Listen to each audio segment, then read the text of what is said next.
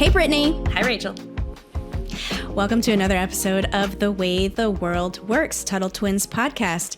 Today I wanted to talk about inflation. Not when you blow up a balloon and inflate a balloon, but how about the monetary type of inflation? That is when prices go up.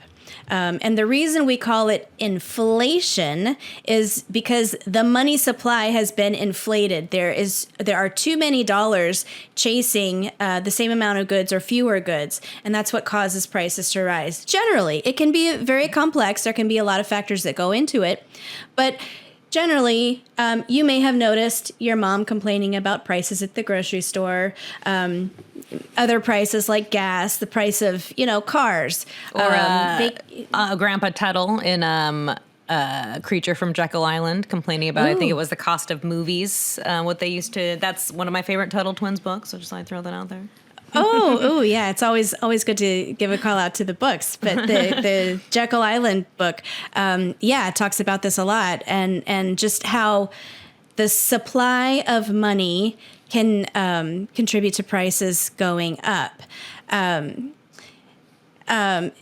what makes money valuable, we'll just recap this really quick, partially is scarcity. It has to be somewhat scarce because if there's too much of it, then you just, use it to, paper over your walls or throw it in the fire to generate heat. If it's not at least somewhat scarce, then it doesn't have value as a currency. You're not going to get anyone to trade, their cheeseburger for your dollars if it's not scarce. So, partially what creates prices going up is too much money. The money is not worth enough to command those different goods for you to be able to buy things.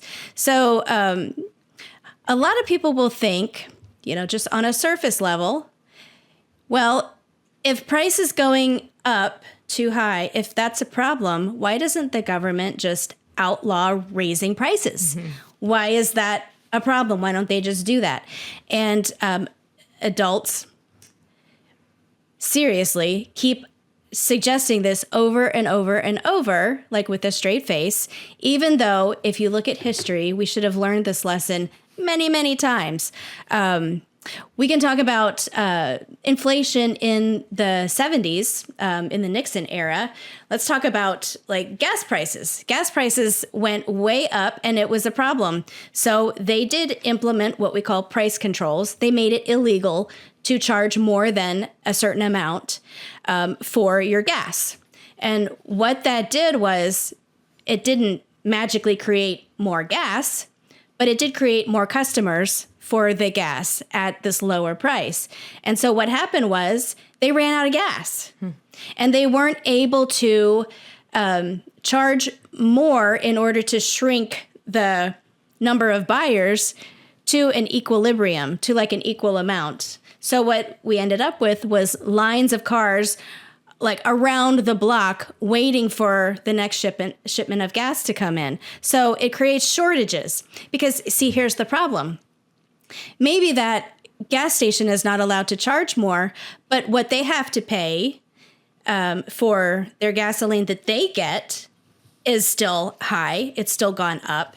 And also, guess what? The people that work at the gas station, they are commanding, they're asking for higher wages because they have to pay higher prices. So the gas station has to pay for higher wages. So all of the things that the gas station has to pay for also goes up. So asking them to not raise their prices to still make a profit was, number one, it's not fair. And number two, it doesn't automatically just create enough of the product that they need to sell. They still have to pay those prices. So it creates a big mess. It creates shortages, and then nobody gets anything. So really, the answer to inflation is to be very careful about how much money is created. And some would argue for sound money and say that the government shouldn't be just printing up all of this money. They should be... What do you mean by sound money? Can you explain that for us? Well, a lot of people would define precious metals as Which a is like basis for sound. Gold, Gold silver, and silver. Yeah. And throughout much of our history, our monetary system relied mostly on silver. And then the dollar was backed by gold up until 71, I believe, when Nixon closed the gold window. But that just means that in the Treasury, there was enough gold to back the currency that was in the economy.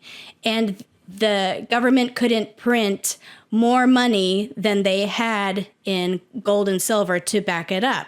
So that kept them in check. And that was a good thing. They had to be very careful about what they spent. And then when they took the country off of the gold standard and just started printing up as much as they wanted, guess what? Inflation. Prices go up. The money's not worth as much. And there are some very interesting periods of hyperinflation that I would suggest you look into. You can look into the Weimar Republic in Germany. That was in 20... Right before World War II, 'cause it was the lead up. Yeah. Well, it was right after World War I and leading into... It actually helped Hitler rise to power. The chaos that created in Weimar Germany. I believe it was 1923, and it's spelled Weimer. We have show notes, Republic. so we can put that. Okay. In there. Yeah. I wanted to point out. Oh, sorry. Continue. No. You go ahead. There's so I was trying to make sure I got the episode number right while you were talking. So one of my favorite episodes of DuckTales back in the day, I think they revamped it, but I'm talking about the good stuff from the 80s. There's a cartoon, DuckTales, and I think it's season 3, episode 16. There's an episode called Do Re Mi. And dough meaning like dough, like get some dough, money is what they call it. So one of the crazy inventors invents a gun that duplicates things. You shoot it at like a toy and then you have more toys, but there's a glitch. And every time the toy doubles, after a few minutes, it doubles again and then it doubles again. So they've got like a room full of toys. Well, the bad people called the Bugle Boys or Beagle Boys, they're like the bad guys in the show. They find this and they're like, what if we use this on money? And so they go into Uncle Scrooge's coin thing and they start duplicating his money and they're thinking, this is great, we're so rich. And then it shows the town Duckburg and it's like collapsing under all this money, but everything costs more. So they are not getting rich. They think they're getting rich because they keep using this ray gun on the coins and the coins keep multiplying and multiplying and multiplying. But because there's more money, people keep charging more for their stuff. And so a lot of people love it because it's such a good lesson about economics and inflation. And so it's one of I actually just watched it this summer. I had, my boyfriend and I had a Saturday morning cartoon day where we went over and we had sugar cereals from our childhood, which are terrible for you, by the way. There's so much sugar in them. And we spent an afternoon watching old cartoons from the 80s, and that episode was one of them. So I was like, well, let me teach you about inflation.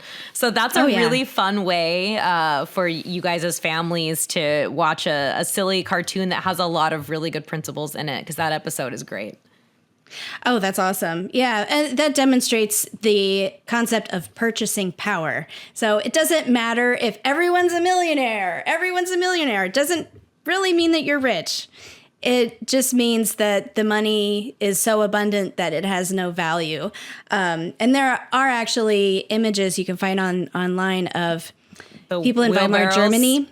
Yeah, the wheelbarrows of money, and they would bind together stacks of currency, like big bricks of currency, and they would burn it to keep warm because it wasn't worth anything. And one thing that really just struck me is the money would inflate so quickly that people would work their job in the morning and ask their boss to pay them what they earned so that they could go out and buy something tangible, a chair, a candy bar, anything they could get their hands on, because the money was going to be worth even less at the end of the day. And I've read about in the 70s, they wouldn't put prices on things in the grocery store because by the time you picked it up at the back of the store and walked to the front, the price would have changed. So they just didn't put prices on at all. And so you can see how chaotic this can be when we tip into hyperinflation. I didn't intend to talk about hyperinflation, but that's just an extreme form of inflation. And we've been going through some really bad inflation. And just for an example, like 9% inflation is like really bad. It's considered to be like really bad relative to the recent past. The Federal Reserve likes to keep it at around 2%. 2%, just to give them a little wiggle room, I guess. But that's really hard to do.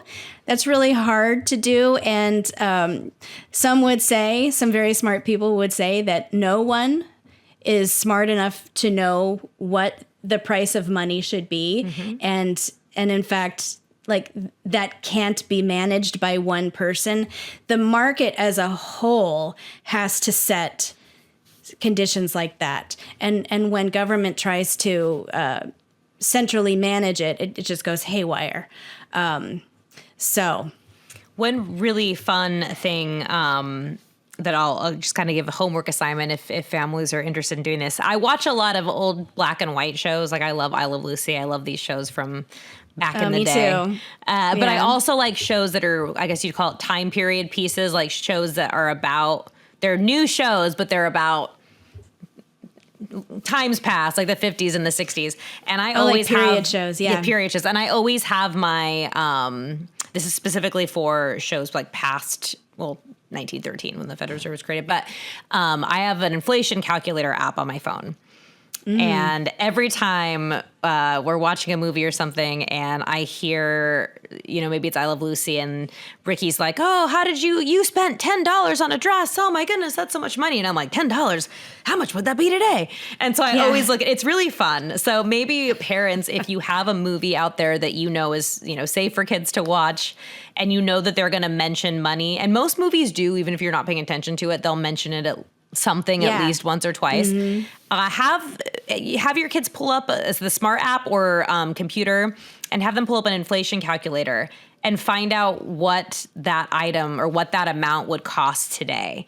It's really fun and it's crazy. I was watching a show that took place in the 60s the other day, and he was talking about how he makes $300 a week $300 a week or something. I'm like, okay, like that's so little. And I'm looking up and it was like 3,000 or so. I made up those. I don't remember what the exact numbers were, but I'm like, oh my goodness. Like, and that was 1962, which is a long time ago, but it's not hundreds of years ago. So it's crazy how quickly inflation get out of control. So that's a fun little exercise if you want to try that. Okay, I have a corollary to aside for that exercise. Then also, I'm the precious metals girl, gold and silver. Then calculate the value of gold and silver, what it was back then, and then what gold and silver is now today. So just add that in. Yeah, so. And you know what? Let us know whether it's in Instagram inbox or Facebook inbox. Let us know if you tried this. I'd love to hear from some families and to know what you were most surprised about. One little lesson I do, and this is silly, and when you're in college, you eat really gross food because you're broke. When I was in college, I ate a lot of Kraft mac and cheese, and the fact that I can even get the name brand was big. I remember it was 50 cents. In 2004, a box of mac and cheese was 50 cents. And every time I go to the store now, it's just been tradition for me that like at least once a year I'll go down the aisle and I like to see what it costs now. And I was like, the other day it was like almost $3. And I was like, it's for that? So it's not worth it. It's not worth it. But there's these fun little, not fun, I mean, it's a serious situation, but there are these fun little exercises you can do to really put this in perspective. So some homework assignments for you guys. Watch that DuckTales episode. I think it's season 3, episode 16. If not, you can Google DuckTales inflation and it will pull that up for you. It's the old one, not the new one. The new one's rubbish. And then try the inflation calculator, watch something old, see how much things cost, and then find out how much gold and silver cost at that time and what they cost today. And maybe find something in the grocery store, see what it costs. And every time you go back, see how it changed, see how we're doing on inflation. So yeah, really important topic, very applicable, unfortunately, today. So we will wrap it up there. Thank you guys for joining us. And as always, don't forget to like and subscribe and share the podcast with your friends. And until next time, Rachel, we will talk to you later. Till next time.